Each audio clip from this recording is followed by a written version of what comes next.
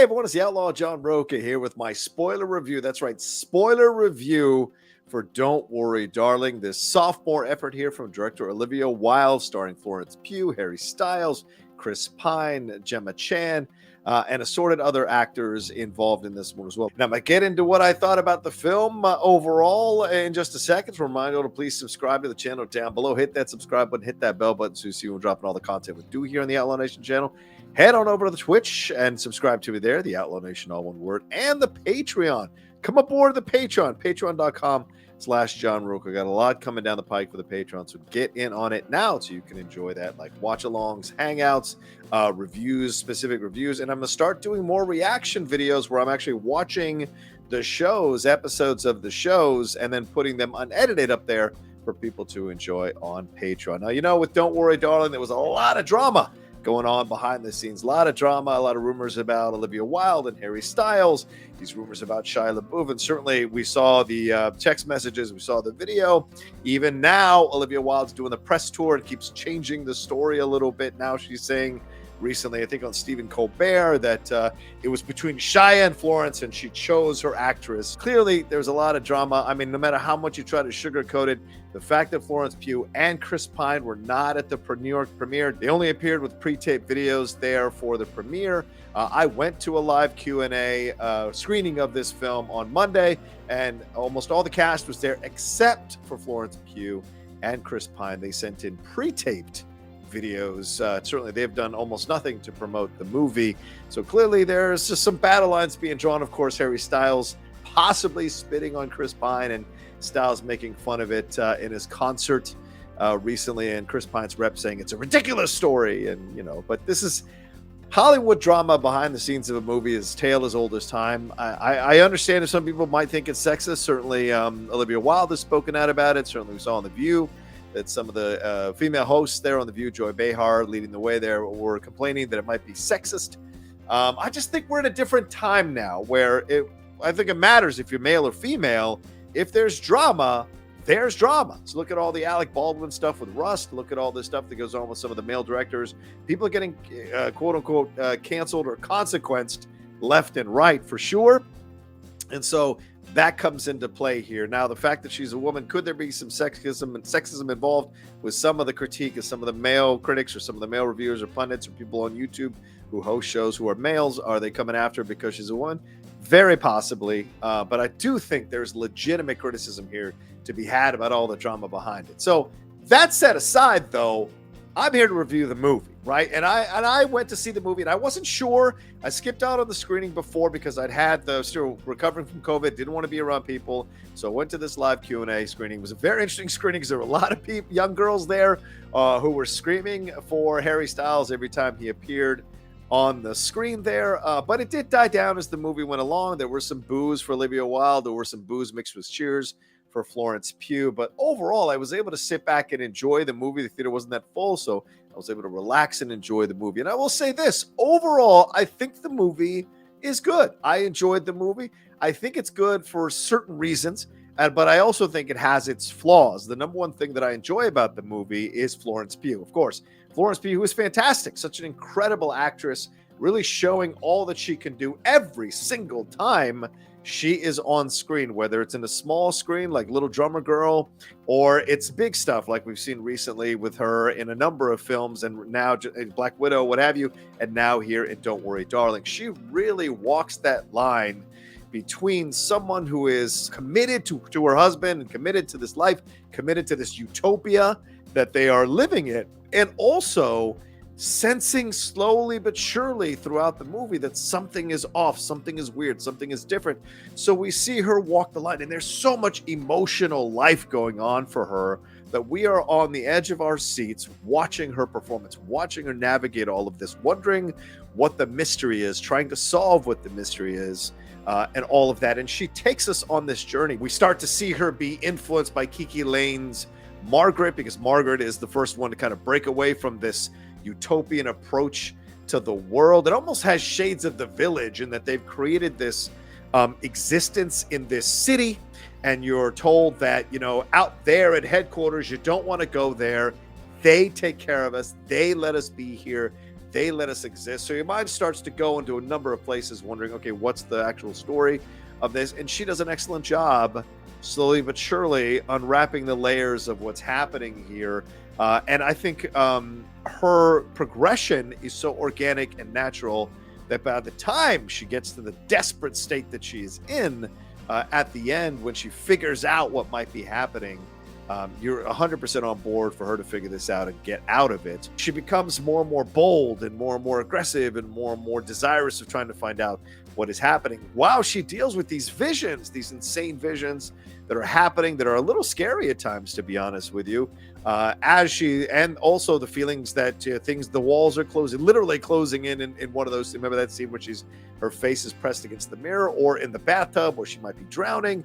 There's so much imagery here that Olivia Wilde puts into the film, and the editors put into the film, to get her into this frame of mind and get us to be completely connected with her and wanting her not to die and to figure out what's happening. And then by the end, when she has that interaction with Chris Pine in the kitchen, and the switch that happens for her, the boldness and the gutsiness and the strength and the desire to break away from this madness becomes such an interesting change for her as an actress. And it works, because it is such a 180, but it works because we've all been there where we're just kind of frazzled and unsettled and not sure what to do, and then something happens and boom, we lock in and we're ready to go. And certainly I love that. Florence Pugh does an excellent job carrying us through the film in that. She's such a powerful actress. Like, the film would not have worked without her delivering the performance that she delivers. Harry Styles still figuring it out as an actor. I heard that he's great in My Policeman, which I have not watched, but here you can tell that he's still trying to understand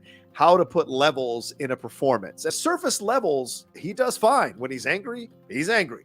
When he's unsettled, he's unsettled. When he's frustrated, he's frustrated. When he's in love, he's in love. And then when we see the twist and see that he's like this unemployed, angry, jealous lover who feels inadequate with a woman who's a doctor, we see that nebbish, nerdy thing. But it becomes comical as opposed to chilling. And I think that's because Harry isn't 100% there yet as an actor. And he might get there. Certainly the bones are there for the possibility of him to get there, but he doesn't quite get there. So that when he goes to the angry place, when everything is falling apart and he's super frustrated with Florence Pugh, with Alice, it's so surface that it doesn't quite carry the weight of a guy who's been in this relationship, who's desperate to lose this relationship. So you get that I'm angry, but you're not reading the levels of why he's angry and how much of this is being driven by desperate desire to keep this reality constructed, as well as the guilt he feels for having put her into this situation, because he doesn't 100% believe when he's having the fighting match with Alice, that what he did was right. And you can sense that, but you don't sense it deeply enough, I think, for it to fully work. The rest of the cast is fine. I think Olivia Wilde is fantastic as Bunny. I mean, there's something about her face, her unique face, the kind of bigger eyes, the angular jaw. All of that really works to kind of unsettle you when she's in these angry places, or in these places of trying to shut everybody up for questioning what's going on in the world. She really does well. And her connection with Florence Pugh, ironically, because they're saying that they have a falling out here. There's a lot of chemistry between her and Florence Pugh, and I think Olivia Wilde does an excellent job with her character of Bunny progressing as the film goes along, and so that when she becomes initially she's friends with her, then rejects her when she starts to question things, and then later becomes friends with her again and helps her out of the situation and fights to help her get out of the situation. It really works. And you find out that, of course, she is a willing participant in this situation because she had lost her kids in real life, and she gets her kids back in this constructed reality, even though she's a bit dismissive of her children sometimes, and a little jealous that Alice has a better relationship with her children than she does. And that may be a level she's playing with, that because they're not her actual real children, and she knows they're not her actual real children, there's even more a sense of rejection of those children, even though she wanted to have those children. Women are complex, man. So she wanted to have the children, but then again, she rejects them, and they have a stronger connection with Alice. So there's maybe some inadequacies with her as a mother, some guilt for her as a mother that they are reminding her of when they gravitate to Alice more to her. So I think Olivia Wilde does an excellent job playing all of that. Chris Pine, so good here as kind of a cult leader. The way he plays this character, this smooth, good looking, smarmy at times, creepy at times, the way he walks between charm and sleaze throughout the movie, he does a really great job. And when he's having the back and forth with Alice at the table later, I think that's some great work being done by both of them. Some great tennis being played by both of them. KIKI Layne does a nice job, but we don't get to like have a strong connection with Margaret because Margaret is immediately pitched to us as someone who's not part of this situation. So she's seen a little bit as the impetus for this. And I do have to have a criticism here. In these sci-fi, futuristic kind of mystery thriller films, sometimes the black character gets presented as a vehicle, and she's certainly a vehicle here. We don't really get to know Margaret and like see her interactions with, I think Ted's her husband. We don't see her have the interactions and connect and figure out what's going on here and spend more time with her. She's just presented as the person who is questioning things, and she kills herself. But I think there was more to explore here. And well, I don't want to get too deep into the things that I didn't like about the movie because I'll get to that in a little bit. But yes, I thought KIKI Layne did a good job for what she was given to do. KIKI Layne certainly did a nice job. GEMMA Chan was really good. I mean, it's perfect that she's the one teaching them ballet, this idea of precision. And certainly her moments when she has the outburst at the table, when she's trying to stop Alice from questioning things that are going on with Frank, her husband. And then later, of course, when she takes the power into her own hands, literally with that knife, and kills Frank. It's great to see there with GEMMA Chan. She does a really great job. Nick Kroll, always interesting to see Nick Kroll in dramas. But he's playing one of the guys. So it's not too much of a stretch. But there are moments when the anger and the desperate nature of his instincts as an actor come through in certain moments. And he's very believable and organic in that as well. KATE BERLANT, so fun to see KATE BERLANT in this. She is pregnant throughout the whole movie, and she's great. And they even call her, I think, perpetually pregnant throughout the movie. So clearly she's under some condition there in her mind. And who knows in real life if she's pregnant, in the real life of the movie, rather, if she's pregnant. But certainly she is pregnant throughout the whole movie. And I think she does an excellent job. Very funny, great comedic timing. And the dramatic moments, she plays them really well. She has a great face, great eyes to play drama in certain moments. So I really enjoyed her as well. Sydney Chandler as Violet gets a little bit of time, not too much time, but does great work as well. Asif Ali, who I really enjoy whenever he pops up in anything. Something about his voice, about his presence, about his look. Whenever you see Asif Ali in anything, I just thoroughly enjoy him and have a blast with him as well. And Timothy Simmons does his thing, but I mean, it's going to be really hard to break the Jonah thing. He's a good actor. They're not going to deny that. He's a fantastic actor. But, I mean, the Jonah thing is just, it's so prevalent when I watch him in any movie. And with this, I think, unfortunately, because he's not given enough to do, there's not enough background or whatever, he's just so presented as a mustache-twirling doctor, but you don't really find out the reasons for the things that he's doing. And that's a criticism we're going to get to in just a second.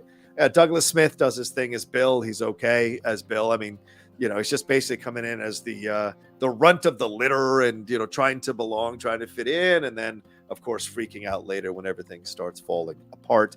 Another thing I liked is the direction. I think Olivia Wilde does a great job here for the sophomore effort. I liken it to Greta Gerwig. I thought Little Women obviously is a better film than Don't Worry, Darling, but I certainly love the confidence and the strength she is showing as a director. She's clear about her vision. And when you're watching the movie, it is clear what her vision is, certainly speaking about the idea of women being controlled by men. That is the overall theme and arc of the movie. This idea that men would go so far as to even trick their wives and their girlfriends to be in this situation where they've got those contraptions over their eyes, and of course being stuck in this world, so to speak, and kept in their places. So certainly speaking a very powerful feminist message about the idea that men do want to control women, and women need to break out, maybe even mirroring the reality of our world, the constructed reality of our world. They don't question the male patriarchy, don't question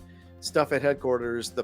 Sometimes women are told, or in these societies that are very patriarchal, the mini societies, whether religious or cult or even in our world or business, you know, women are told to stay in a certain place and be thankful that you even get to be in this place, you know. And so certainly Olivia Wilde is delivering a powerful message in the direction as she's conveying that here throughout the movie. And I like the visuals that she brings in, some of the horror images that we're getting from her. I mean, the guys coming in the red jackets and take like all of that has symbolism, red being blood, red being, you know, danger. All of that is there. I think she does an excellent job with the pacing of the movie as well. I'm in it. I was in it the whole time. I wasn't bored. I wasn't out of it. Does the story itself work overall? We're going to get to that. But I think her direction is fantastic. She gets great performances from just about everybody. You know, Harry's getting there, but just about everybody delivers a damn good performance. The visuals of it, the nostalgia of it, you know, the equipment that's being used here, all of it evokes the 50s and the 60s in dress and in set design and in the props being used. All of it works so well. And I think Olivia Wilde's confident, strong direction is a reason why. And the cinematography is excellent as well throughout the movie. And I'm sure Olivia has a very strong hand in that. I should give credit to the cinematographer as well here, Matthew Libatique, who does a great job conveying the time that this film is set in their minds, even though it's modern day, outside of the constructed reality. In the constructed reality, it's very much the 50s and 60s, and I think Matthew Libatique does an excellent job bringing that to life for sure. I think the score is good too. John Powell does. I think his score works really well to kind of hammer home some of those moments of where Alice is seeing these visions and these images that are shaking her out of this constructed reality. I mean, clearly Alice is someone with a very strong desire to question things, or else she wouldn't have been the one that actually breaks the reality, constructed reality, to try to climb out of it. So certainly there's a real deep, in the recesses of her mind, there's a deep desire to question things and fight against control, and you see that come through. And another part of the film, I suppose I should mention that I think Olivia Wilde does a great job of showing like the women involved, how some of the women are willing to be part of this. And ironically, her character is willing to be part of this. So this idea of women betraying other women just so they can keep this constructed reality alive for themselves, selfishly for themselves, not thinking of the gender overall, just thinking of their specific story and their life and wanting to keep that. And certainly in the conversations that we've seen from her in promoting the movie, some of the backlash according to her because of what's going on behind the scenes, she has been vocal about not just the sexism, but also seeing some of the female critics and some of the female pundits and reviewers taking her to task, and some of the people on social media who are women taking her to task, and her saying how she feels betrayed by women as well in this situation. So there's a lot of real world connections in this movie going on with the press tour that I think is fascinating to take a look at. So let's get things that I didn't like. I will say this. I found it a bit repetitive in the middle. It starts to become like, okay, we get it. Let's, okay, images, right. Right. She's trying to figure this out. Got it. Let's get to it already. And it starts to feel a little bit like there's like 10 minutes, 10, 15 minutes where it feels like we're just repeating the same patterns and repeating the same things, and we're not getting answers. And that may be purposeful by Olivia Wilde, saying like, this is the way it is sometimes. You're just stuck in this pattern. You're constantly stuck in this pattern, and it takes a while to break out. But for a film and the audience, you start to be like, well, let's get to it. Let's figure this out. And I don't think it 100% works in the middle there. I also think some of the stuff, I also think the story overall, the twist is derivative. I mean, we've seen it in a number of films, this idea of people being tricked to exist in a constructed reality, people being forced to live in a constructed reality. So the twist is a little bit frustrating throughout, and I should give credit to the writers here, Katie Silberman, Carrie Van Dyke, and Shane Van Dyke, and I felt like there was nothing like really groundbreaking in what they did. Yes, of course, women are subjugated in patriarchal societies. Yes, sure, absolutely hit that point. But I felt like the way they did it, the method in which they used to kind of convey that theme or that story, to me felt a little bit derivative, and it wasn't as inventive as I was hoping it would be. And there are twists and turns with these, and the character development, I guess, is the other thing. The character development here, I think, falters when a number of the ancillary characters or ensemble characters. Certainly, we don't know what Frank's motivation is. How did he get together with Timothy Simmons, Dr. Collins? How did they construct this?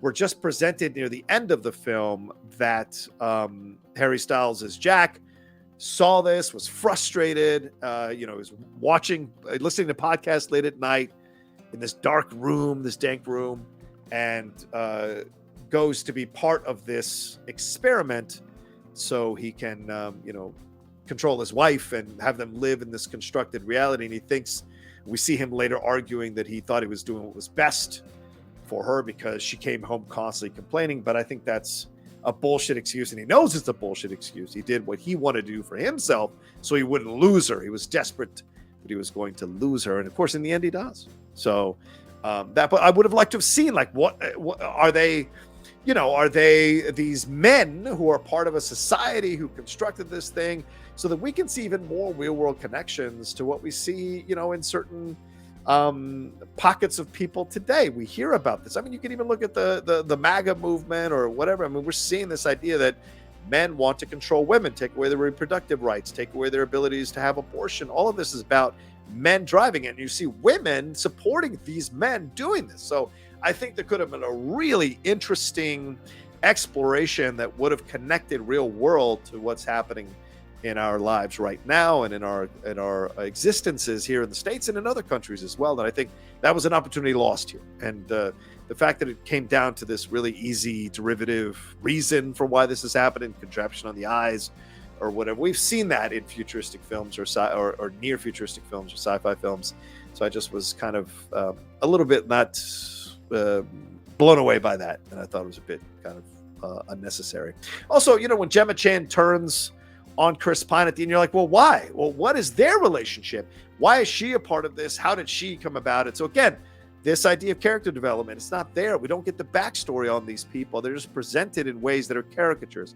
And look, I know a lot of you come after me because I want to see more from ensemble characters or ancillary characters, but it matters if you're giving them strong moments to play. Her stabbing Chris Pine is a strong moment to play. So I want to know what her background is. How did she get involved with Frank? How did Shelley be a willing participant? Were Shelley and Frank the mom and pop of this world? Found this Dr. Simmons guy, brought him, or Dr. Collins guy, Timothy Simmons, brought him in and made him a part of this. Let's find out the whole backstory, so then we can really kind of sense how this all comes about and grasp the gravity and the depth and the severity of what was happening here. And unfortunately, we don't really get that. So I think that's a big fault in the movie. So, if it wasn't for Florence Pugh, I don't think the movie would have worked at all. I think it would have been kind of shunted aside, and it still may be. But that being said, I think it's good enough to watch. So I give it 3.5 cowboy hats out of 5 cowboy hats, because I certainly wasn't bored. I certainly wasn't, although it was repetitive in the middle, I wasn't bored of what was repetitive in the middle, because I think her direction, Olivia Wilde's direction, is very strong through those repetitive moments. That was more about the story being repetitive, but I was interested throughout the whole movie. So yeah, does it 100% ultimately work at the end there, the twist and all that? No, not for me. But the performances are powerful enough, the direction is strong enough, the music is good enough, the cinematography is incredible enough to keep you watching the movie. Some of you might be riveted, some of you won't be riveted, but it's certainly a decent movie to watch, a good to decent movie to watch, I would say, which is why I'm giving it 3.5 cowboy hats out of 5. Well, if you get a chance to go see Don't Worry, Darling this weekend, let me know what you thought about it in the comments section below. Hit a like on this video, share it on your social media, hit that put that hashtag The Outlaw Nation on it. Also subscribe to the channel down below. Hit that subscribe button, hit that bell button, so you we're dropping all the content we do here on the Outlaw Nation channel. And head on over to Twitch, follow me there, The Outlaw Nation, all one word, on Twitch. I'm going to start to do more on Twitch for sure. Would love your ideas.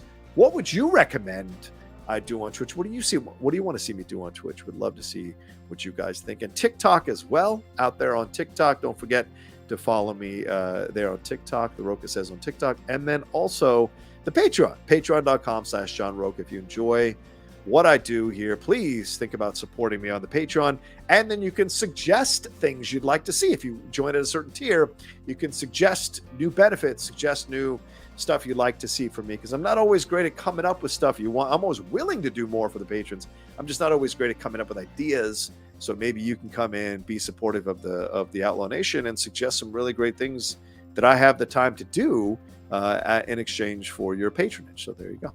All right. Well, Don't Worry, Darling is out there in theaters now. I do say go see it and see what you think, and let me know what you thought about it. And I'll talk to you next time with a brand new spoiler review here on the Outlaw Nation. Take care.